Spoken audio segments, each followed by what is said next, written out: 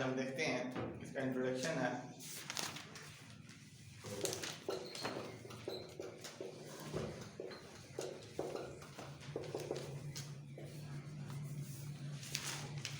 Law is a system of rule. ये हम last time पढ़ चुके हैं, शुरू में इब्तिदा में भी उन्होंने यही कहा। लॉ जो है सिस्टम का नाम है, निज़ाम का नाम है जिसमें रूल्स हैं। Rules created and enforced through social और गवर्नमेंटल इंस्टीट्यूशंस। तो जिसको क्रिएट किया गया है सोशल और गवर्नमेंटल इंस्टीट्यूशन ने। सोशल ने कैसे क्रिएट किया है? Law is a system of rule.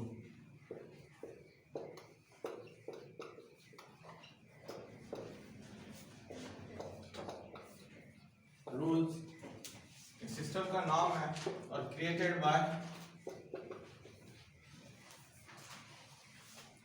enforce and created and enforced through social created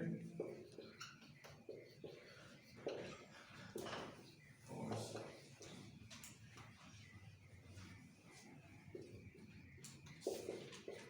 social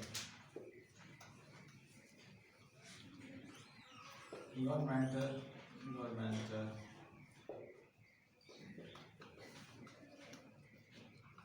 institution. Governmental institution social ने कैसे कानून को क्रिएट किया? तो आप ऐसी समझ लें, शुरू से ही रूल्स एंड रेगुलेशंस तो उन्होंने बना दी। चाहे वो जंगल में रहते थे, उनके भी रूल्स एंड रेगुलेशंस थी।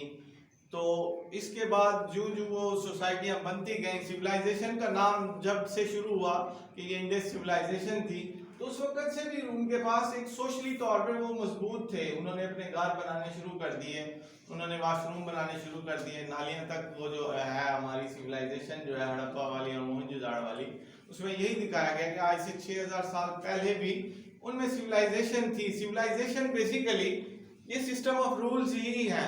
जब आप जंगलों से पहाड़ों से उतर के नीचे आके लोगों के साथ रहना शुरू करते हैं तो आप एक सिस्टम ऑफ रूल्स के तहत रहते हैं। आप एक दूसरे की रिस्पेक्ट करते हैं, देते हैं और रिस्पेक्ट देते हैं और रिस्पेक्ट करते हैं। तो ये भी एक सिस्टम ऑफ एक सोशल सिस्टम है। सोशल रूल्स हैं हमारे कि हम एक दूसरे की इज्जत करते हैं। जब भी देखते हैं कि दो बंदे उलझ रहे हैं, हम उनको छुड़वाने की कोशिश करते हैं कि यार नहीं करो ऐसा, ना लड़ो। तो ये हमारा एक सोशल पावर है, जिसकी वजह से हम रोक देते हैं कि यार ये यहाँ पे ना करो, आप लड़ो नहीं। यहाँ पे कोई भी मियाँ बीवी बाहर रोड पे लड़ रहे हैं तो कोशिश होती है कि उनको कहते हैं कि भाई यहाँ पे ऐसा कोई झगड़ा ना करें। तो ये एक सोशल रूल्स है। इसी रूल्स को मजीद डिवेल्प किया तो वो गवर्नमेंटल इंस्टीट्यूशन ने किया। उन्होंने अपने इदारे बनाए और अपनी रूल्स एंड रेगुलेशंस लेके आए कि हमारे यहाँ पे पाकिस्तान में ये कानून है, और उनको बेस दी इस्लाम की। तो ये इसका इंट्रोडक्शन है। टू रेगुलेट बिहेवियर, तो इसका मकसद क्या है? यहाँ पे इसका मकसद जो है वो सामने आ रहा है। रेगुलेट बिहेवियर को, बिहेवियर को रेगुलेट करना है। आप एक किस्म के माशी एनिमल थे, माशरती तौर पे भी आप एक जानवरों की तरह यहाँ पे रहते थे, लेकिन अपना बिहेवियर को रेगुलेट करते आए हैं और आप सिविलाइज होते आए हैं। इस आपका मकसद भी जो आपके बिहेवियर को सिविलाइज करना है, उसको जो है ठीक करना है, कैसे हमने चलना है, अपने एक्ट जो है कंट्रोल में रखना है। तो बेसिक जो है लॉ का मकसद भी यही है कि एक अच्छी से अच्छी सोसाइटी को क्रिएट करना है। तो आगे है, with its precise definition a matter of long standing debate. तो ये जो है लॉन्ग स्टैंडिंग डिबेट है, इसकी डेफिनेशंस को प्रिसाइज करना। It has been variously described as a science and the art of justice। तो इसको साइंस भी डिस्क्राइब किया गया है और आर्ट ऑफ जस्टिस भी इसको कहा गया है। State enforced laws can be made by group legislatures or by a single legislator resulting in statutes। तो उन्होंने कहा ये जो लॉ है, स्टेट लॉ इन्फोर्स है, कैन बी मेड, इसको बनाया गया है, बनाया जा सकता है ग्रुप ऑफ लेजिस्लेशन से। और हमें नए से नए जो कानून मिल रहे हैं ये लेजिस्लेशन से मिल रहे हैं। आगे हमारी यही टॉपिक है, हमने इस बुक में लेजिस्लेशन पढ़नी है, कस्टम पढ़ना है। इसमें आगे कस्टम भी उन्होंने कहा है कि can be made by legislation, custom, president, ये जो है इसके बेसिक सोर्सेज हैं। हम इनके टॉपिक्स देखें तो उनमें आगे यही चीजें हमने पढ़नी है कि can be made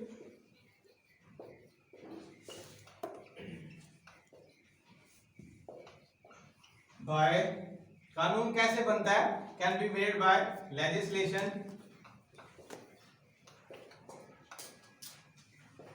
president. President कहते हैं कोई भी पुराने जो आपके आबा अजदाद जो भी एक्ट करते आए हैं वही आगे जो कानून का दर्जा बना दें उनको प्रेसिडेंट का नाम दिया जाता है। प्रेसिडेंट और कस्टम, कस्टम पुराने रसूम और रिवाज जो चलते आए तो कह देंगे जी हमारे आबा अजदाद रसूम और रिवाज के तहत आते गए हैं तो हम भी इसको कानूनी बना देते हैं कि क्योंकि हम इसके ऊपर इजीली वो है अंडरस्टैंड है कि हमारा ये जी हमारे यहाँ रीत रिवाज है उसको ही कानून बनाते आए हैं। कई मुल्कों ने अपने रीत रिवाज को ही कानून का नाम दिया है तो वो कस्टम है। प्रेसिडेंट है जो पुरानी जो है जुडिशल की मिसालें हैं, जो पुरानी किसी जज ने फैसला किया तो वो आइंदा उस तरह का मामला दोबारा आया तो वो उसी प्रेसिडेंट को सामने रख के उनको सजा दी जाती है या उनको जो है उनको फाइन किया जाता है तो वो जो है प्रेसिडेंट के थ्रू होता है। वो भी एक सोर्स ऑफ लॉ है जिसके जरिए से हम कानून को बना सकते हैं। अब देखते हैं, अब हम अपने इंट्रोडक्शन के बाद अब हम अपने क्वेश्चन की तरफ आते हैं। Basic feature of law.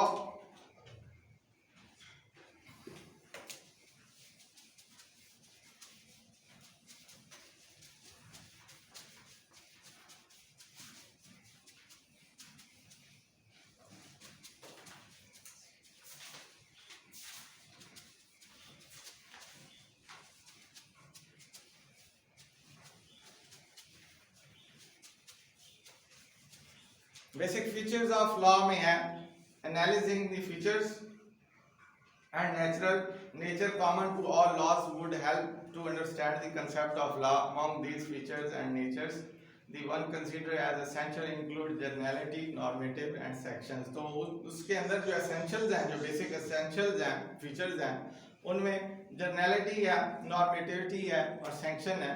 देखते हैं, जर्नैलिटी 3 है।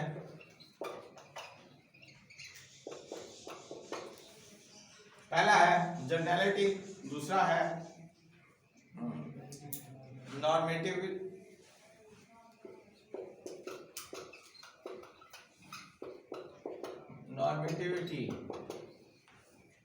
और थर्ड जो है इसका फीचर जो है वो है सैंक्शन। तो जर्नैलिटी देखते हैं, तो law is the general rule of human conduct. तो उन्होंने कहा कि लॉ जो है एक जनरल रूल है ह्यूमन कंडक्ट का, जैसे कि हमारे रसूम और रिवाज आ रहे हैं तो वो एक जनरल रूल है ह्यूमन कंडक्ट के। जो हम काम कर रहे हैं ये हमारे आबा अजदाद भी ऐसे ही, उन्होंने भी रोजगार किए, सब कुछ किया, खेती बाड़ी की। तो ये हमारे जो है generally rule of human conduct है। It does not specify the name of specific person और बिहेवियर। तो इससे स्पेसिफाई नेम और स्पेसिफिक पर्संस नहीं है इसमें आते हैं। Hence, its generality in both in terms of individuals govern and in terms of social behavior control। तो govern करना है और control करना है individuals को। इसके अंदर generality के अंदर जो है govern का मतलब है इंतजाम और इंतजाम करना है, उसको चलाना है, और control का मतलब है उनके behavior को control करना है। ये है generality। इसके अंदर govern, ये दो बेसिक फीचर्स हैं इसके, गवर्न करना है और कंट्रोल करना है ह्यूमन बिहेवियर को। तो ये एक जनरलिटी, एक general rule of human conduct है जिसके अंदर जो है इंडिविजुअल्स को। इसके बाद है the extent of its generality depend on whom the law is made to be applicable. तो उनके ऊपर डिपेंड करता है जिन्होंने कानून को बनाया और जहाँ पे एप्लीकेबल करना है। Consider the following illustration. तो law is made to be applicable to every person. तो कानून इसीलिए बनाया गया है एप्लीकेबल हर शख्स के लिए on this world, therefore it is a universal. तो लिहाजा इसको यूनिवर्सल कहते हैं। इसके आगे उन्होंने कहा every person has inviolable and inalienable right to life and the security of person and liberty. तो ये आगे उन्होंने एक एग्जाम्पल भी दिया कि हर शख्स के पास एक राइट है कि वो अपने राइट्स जो है वो मुंतकिल नहीं कर सकता लाइफ के, किसी को भी जो है इस चीज़ की इजाज़त नहीं दे सकता, अपनी सिक्योरिटी की और लिबर्टी की आज़ादी के जो राइट्स हैं वो किसी को भी मुंतकिल नहीं कर सकता कि जी आप मेरे जो मालिक बन जाएं और मैं आपका गुलाम बन जाऊं। तो इसके बाद है नंबर 2 पे नॉर्मेटिविटी, ये नंबर 2 पे है। Law does not simply describe और एक्सप्लेन द ह्यूमन कंडक्ट। तो उन्होंने कहा सिंपली जो है डिस्क्राइब नहीं है और एक्सप्लेन नहीं है तो ह्यूमन कंडक्ट्स को, it is made to control. तो ये बनाया गया है कंट्रोल करने के लिए। It is created with the intention to create some norms in the society. तो कुछ नॉर्म्स क्रिएट किए गए हैं, कुछ जो है हमारे बिहेवियर्स, नॉर्म्स भी बिहेवियर को कहते हैं। सोसाइटी के अंदर कुछ नॉर्म्स जो है वो क्रिएट किए गए हैं जो कि आगे उन्होंने एग्जाम्पल में बताए हैं।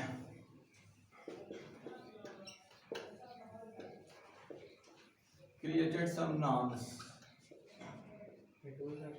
हाँ जी, ये इसी नॉर्म से ही जो है ये वर्ड निकला है नॉर्मेटिविटी, कि हमारे कुछ बिहेवियर जो है वो क्रिएट किए गए हैं जिसमें हमने अलाउ करना है, ऑर्डर करना है या किसी को मना करना है। तो ये है कि अल्लाह creates norms by allowing, ordering और प्रोटेक्टिंग द सोशल बिहेवियर। तो सोशल बिहेवियर को कंट्रोल करना है नॉर्मेटिविटी के फीचर्स में, कि आपने किसी को रोकना है, किसी के साथ एग्रीमेंट करेंगे तो उसको रोकना है कि भाई आप ये काम नहीं करेंगे, हमारी जो है साख जो है वो खराब हो रही है। तो वो एक एग्रीमेंट के तहत आपने किसी को रोक दिया, किसी के साथ एग्रीमेंट किया कि हमने जी इसकी प्रोटेक्शन करनी है और आपने भी पैसा लगाना है और हमने इकट्ठे इसकी प्रोटेक्शन करनी है, तो इसमें उसको अलाउ किया कि आप भी बनाए हम भी बनाते हैं। तो ये है इसका नॉर्मेटिविटी का मतलब। So this shows the normative features of the law. Based on the features, law can be classified as permissive, directive और prohibitive. तो इन्होंने इसको मजीद जो है 3 उसमें जो है कन्वर्ट कर दिया, 3 काइंड्स में है। उसमें पहली है परमिसिव, ये परमिशन से निकला है, permissive law.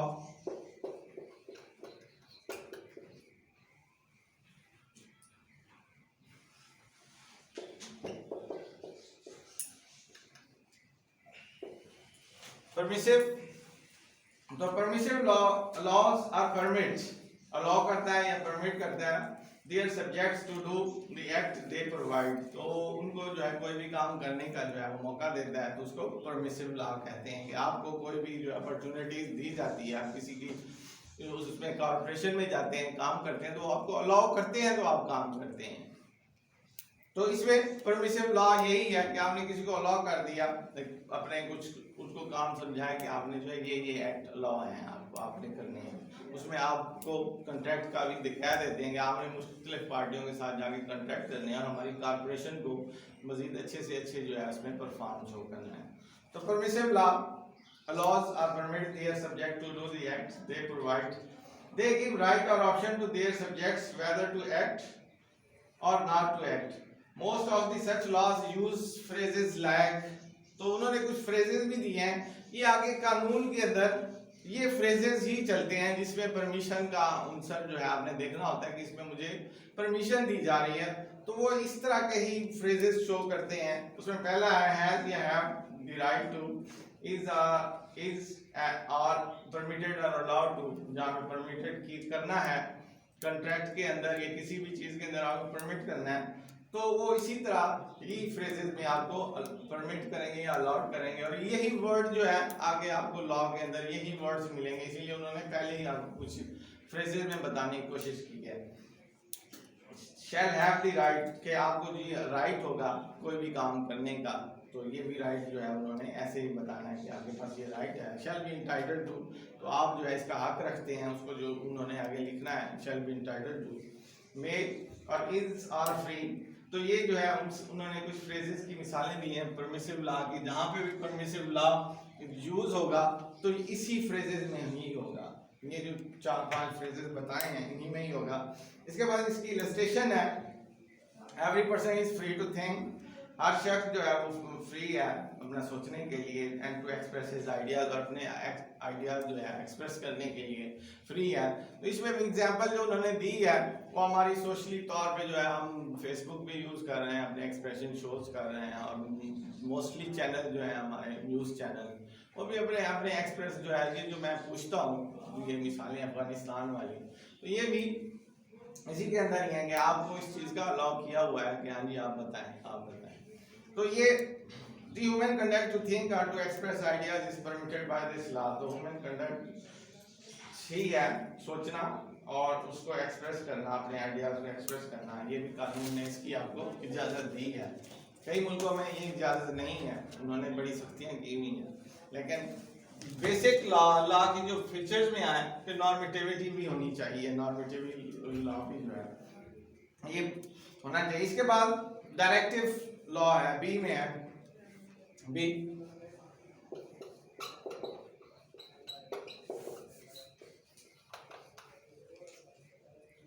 Directive law, direction से निकला है ये वर्ड डायरेक्टिव।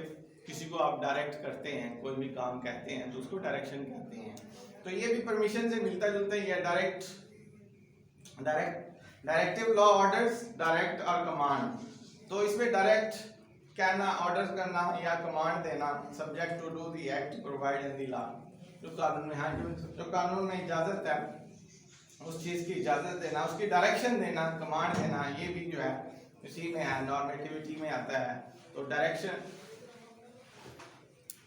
अच्छा, therefore the subject has the legal duty to do it whether he like it or not, otherwise there is an evil consequences that he incurs unless he does not it directed by law। जो कानून ने direction दी है उसको अगर आप नहीं करते तो वो जो है वो एक किस्म का जुर्म में ही आता है।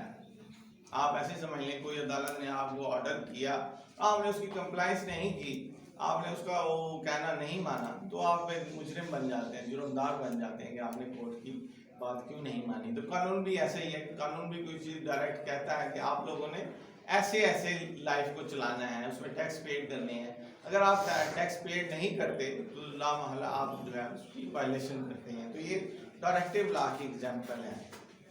तो इसमें जो उन्होंने फ्रेजेस बताए हैं, directive law usually use phrases like must, shall, has, have the obligations, obliged to, order to।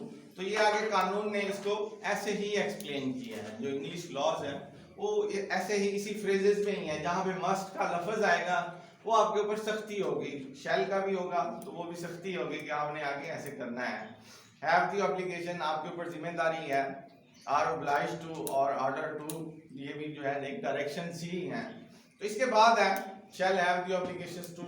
इसके बाद है नंबर 3 पे है प्रोहिबिटिव लॉ।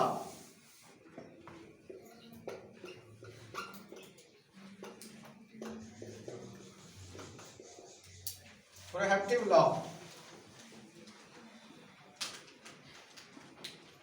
ये उसकी थर्ड जो है उसकी काइंड कह लें। तीसरी जो है नॉर्मेटिविटी की जो तीसरी काइंड है वो प्रोहिबिटिव लॉ है। किसी कानून ने किसी को भी रोकना है तो उसको प्रोहिबिटिव लॉ के अंदर से ही उसने इसी सिफ्त के, इसी फीचर्स के थ्रू ही उसने रोकना है कि हाँ जी आप ये काम नहीं कर सकते हैं। आप कानून के अंदर, कानून में ऐसी बहुत सारी चीज़ें हैं जो आप नहीं करते हैं, या वो आपको ऐसे लगेगा ये माशरती तौर पे है, लेकिन ऐसा नहीं है। ये कानून ने रोकी हैं, आहिस्ता आहिस्ता वो प्रैक्टिस में आ गई हैं। कानून ने रोक दिया कि यहाँ पे शराब सेल नहीं हो सकती, तो वो एक प्रोहिबिटिव वो है, तो यहाँ पे नहीं होती।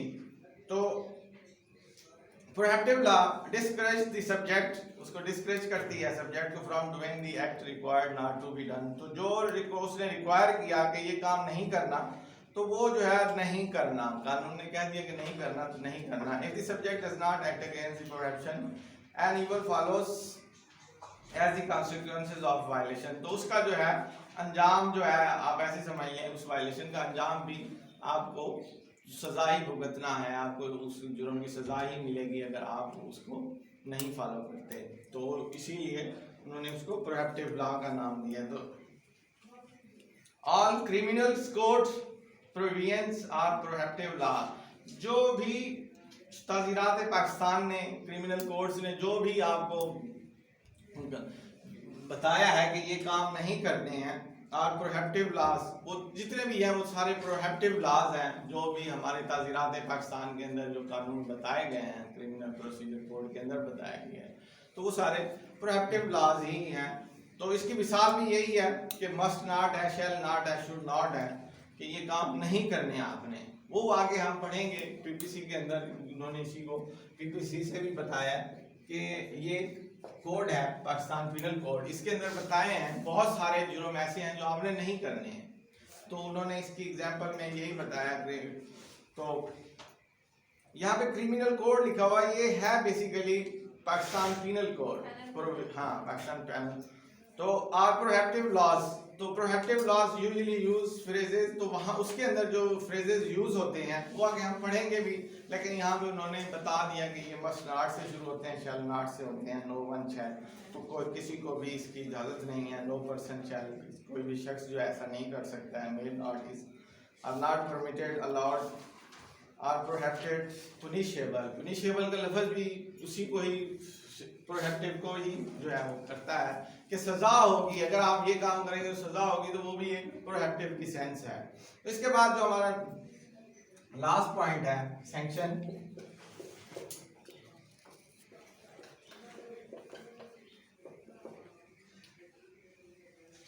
तो सैंक्शन है, each and every member of society is required to follow the law. हर शहरी जो है, मेंबर ऑफ सोसाइटी जो है, each and every member of society, उसको कहा गया है कि फॉलो लॉ को जो है फॉलो करना है। Where there is violation the law sanction would follow, तो जहाँ पे भी वायलेशन होगी यही चीज आगे आएगी, सैंक्शन ही आएगा। वो लोग जो है उनके ऊपर एक जिम्मेदारी है कि आपने इस कानून को हर हाल में जो है सेव रखना है, कि किसी ने भी इसकी वायलेशन करनी है तो आपने फौरन ही उसको काबू करना है। सैंक्शन का आगे उन्होंने मतलब भी बताया, sanction according to Black law dictionary is a penalty, penalty fine को भी कहते हैं, सजा को भी कहते हैं पेनल्टी, और कोर्सिव मेजर्स, कोर्सिव मेजर्स है उसको जबरदस्ती दबोच लेना, जो भी यहाँ पे रोड के ऊपर कोई ऐसी हरकत करता है उसको फौरन ही पुलिस ने आगे दबोच लेना, तो वो कोर्सिव मेजर्स इख्तियार करती है कि आपको ये इजाज़त नहीं है कि आप आगे रोड को रोकें और ब्लॉक करें, तो वो कोर्सिव मेजर्स के थ्रू है। तो वो कोर्सिव मेजर्स भी सैंक्शन के अंदर ही आता है, इसके मीनिंग्स में है कि उन्होंने इस्तेमाल करनी है, जिसका रिजल्ट है that results from failure to comply ये law. Main purpose of sanction is to prompt a party wrong doer to respond, तो उसको फौरन ही जो है एक्शन के जरिए से उसको करना है, पकड़ना है। In other words sanction will make the wrong doer to think that he made a fault, तो उसको बताना है कि आप जो है किसी गलती पे थे, तो एंड शुड करेक्ट इट, और उसको ठीक करवानी है। जैसे रोड पे हम जाते हैं तो गाड़ी हमारी रोक ली जाती है कि हाँ भाई आपने सीट बेल्ट नहीं बांधा हुआ, हमें फ़ौरन ही सीट बेल्ट पाना, लेकिन उसको साथ ही पेनल्टी भी आ जाती है और हमें करेक्ट भी कर देते हैं कि आप सीट बेल्ट भी बांधें और ये फ़ाइन भी पे करें। तो ये बेसिकली सैंक्शन है। हमारा आज का टॉपिक जो है वो यहीं पे ख़त्म होता है, तो कल इंशाल्लाह